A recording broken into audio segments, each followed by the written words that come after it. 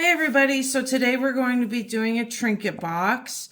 I buy mine blank from Hobby Lobby and I get them on their craft wood aisle and they're from their woodpile collection, which is 40% off most of the time, like every other week I think or once a month, something like that, they do that.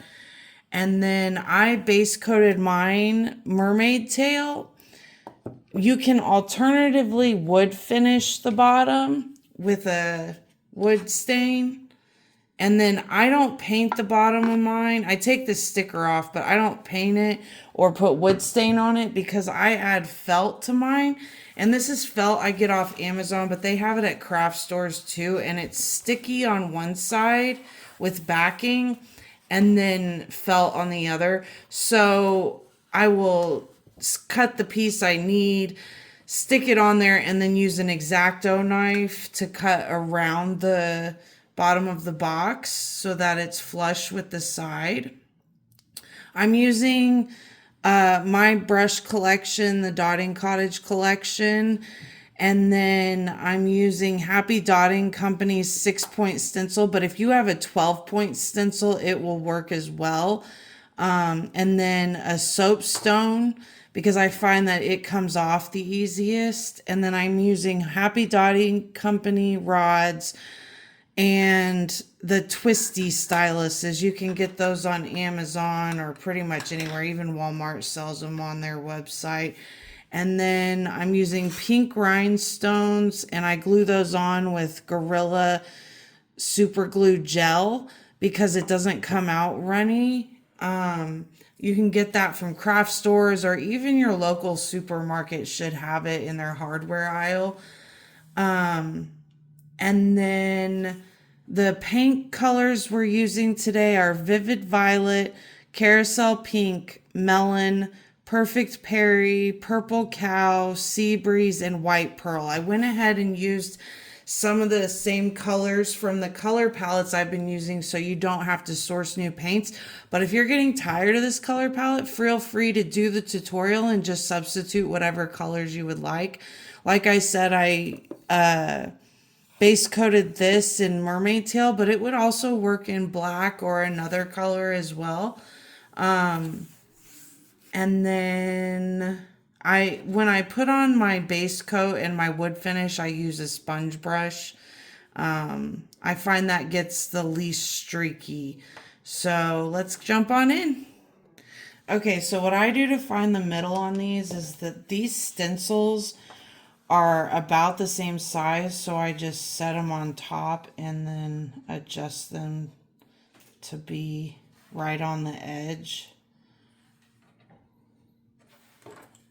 If you don't have one of these stencils, then just find the center using your way to find the center, or look at one of my previous videos on how I find the center. I use a self-centering measuring tape, and that way works as well. So we're drawing all the guide marks, and like I said, this is a 12-point stencil with a 6-point middle.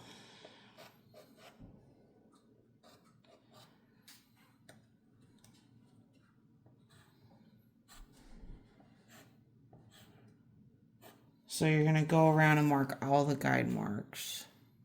So first I'm going to take the size 10 dotting rod and the pearl white, and I'm going to place a dot in the center using plenty of paint. And I'm going to do it twice, so it's going to be a little bigger, because mine was a little off center.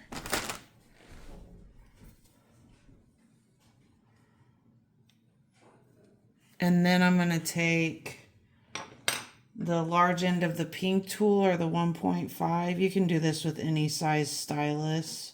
I like this size. It gives a more swirl effect.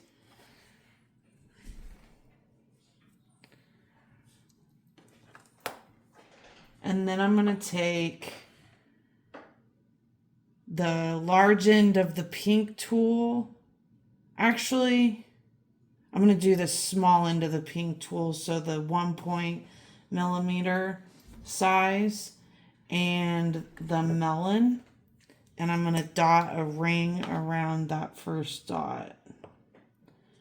I'm using the Melon because it'll make the center have a bright highlight, but also because it's one of the thicker paints in this palette, so it makes it easier not to run the dots together. I try to do that when I can, if it's gonna look good, and if it's less runny, why not? And I'm gonna dot all the way around. Next, I'm going to take the large end of the pink tool, or the 1.5 stylus, and the pink carousel, and I'm going to dot in between each dot from the previous row. I'm not getting very much paint because those are pretty tiny dots.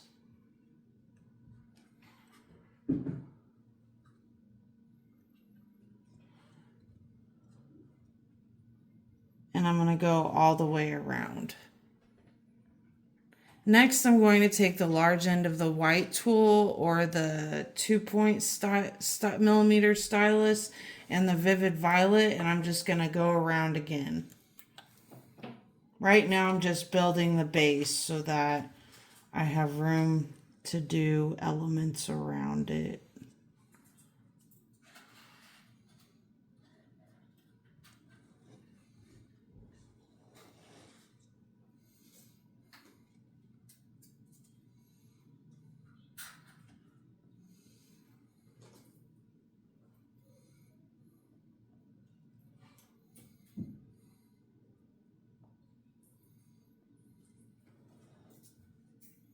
And I'm going to go all the way around.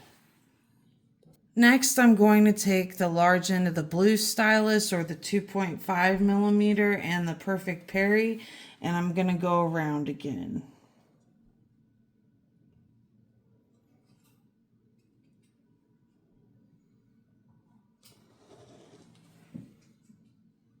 This time, I didn't have enough room right here in between the dots, so I just went above the dots, and then eventually I got back on track, but that doesn't always happen, and that's okay. We're not machines. We're not perfect. Sometimes we're going to have to go outside the center ring to build our base. And when you look at the whole mandala, you don't see the tiny imperfections. It's just a beautiful mandala at the end.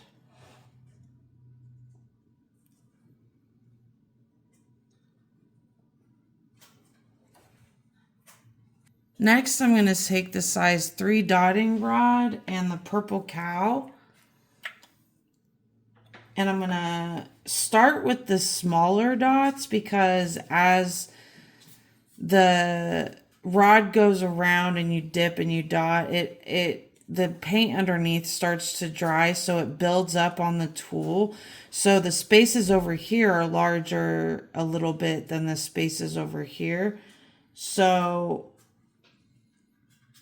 that's why I'm starting with the smaller side. I'm going to do a little bigger than that. Add a little more paint to the tool.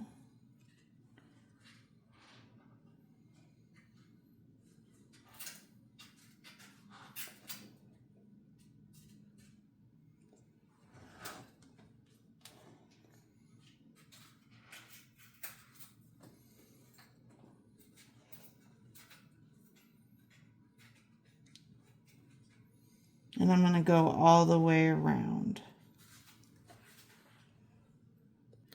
Next, I'm going to add some gems. So I've got a diamond dotting tool, and that's what I use to place my gems.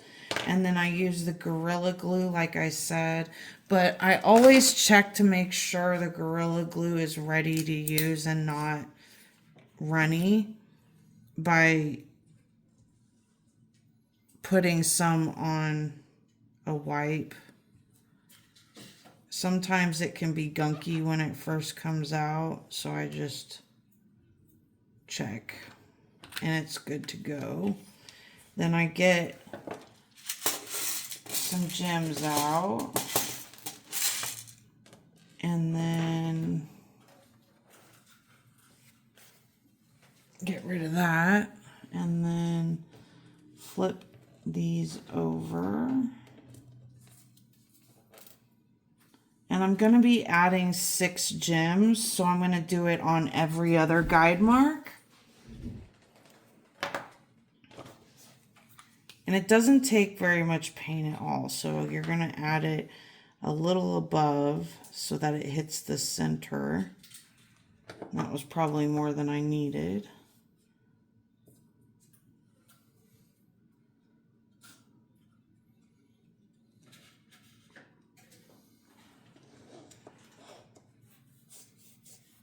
And I'm going to do that on every other guide mark.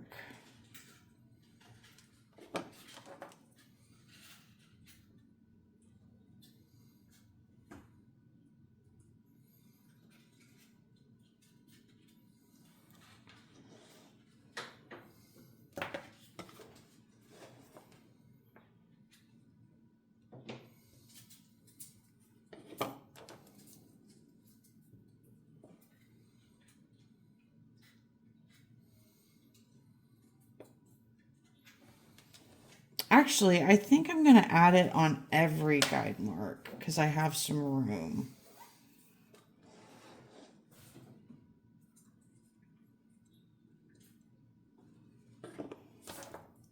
I went out further than I thought I was going to initially.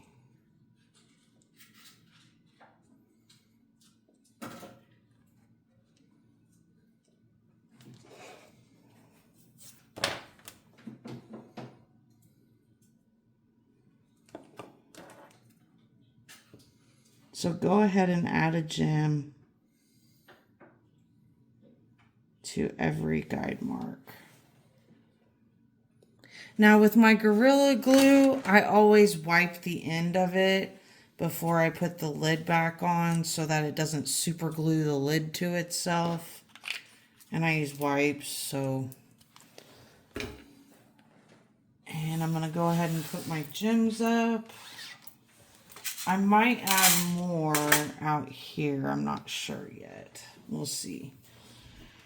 So, next, let me think for a second.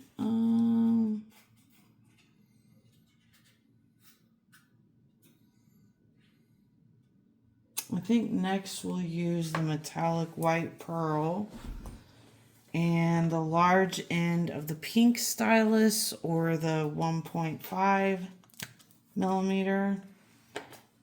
And we're going to dot at the tip and then dip again, dot, and drag around the element.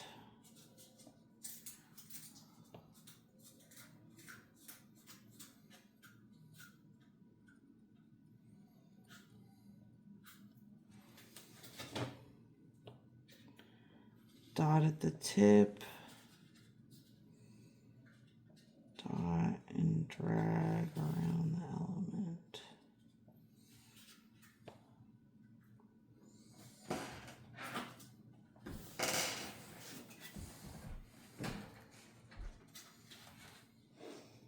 On every guide mark.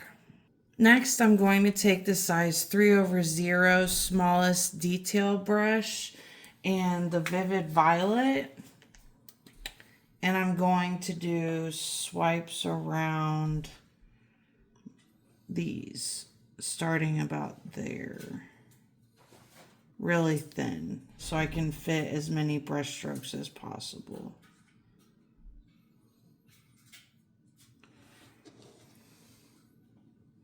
And I'm going to do that on either side of the element.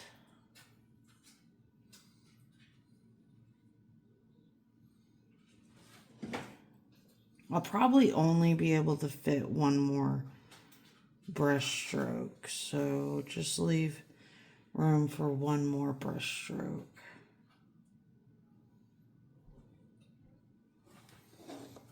And we'll do that on every element.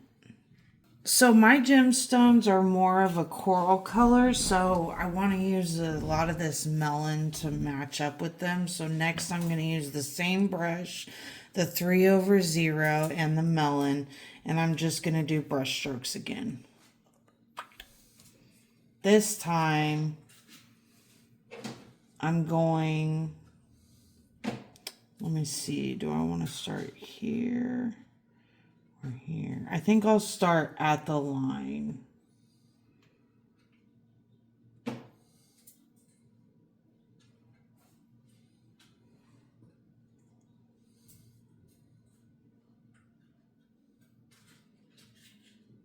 It'll make it easier to fit in here in this space.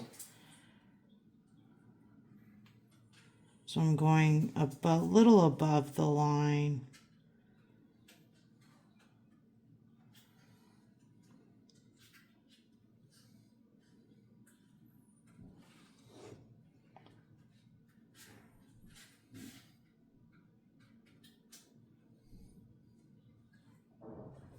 On each element.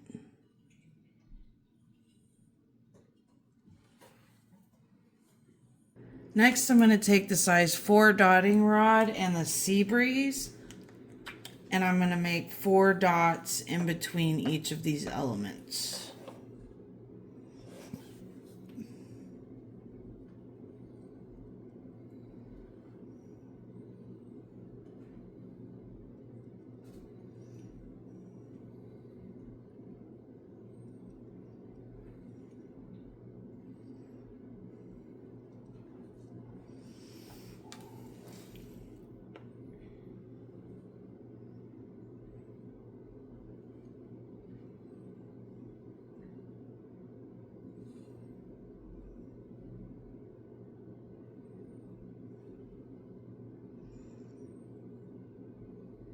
And I'm going to do that in between each element from the previous row. Next, I'm going to take the large end of the green tool, which is a 3mm bow stylus, and the white pearl, and I'm going to add dots at the top of these. Just like that. And then a little more paint and add one right there.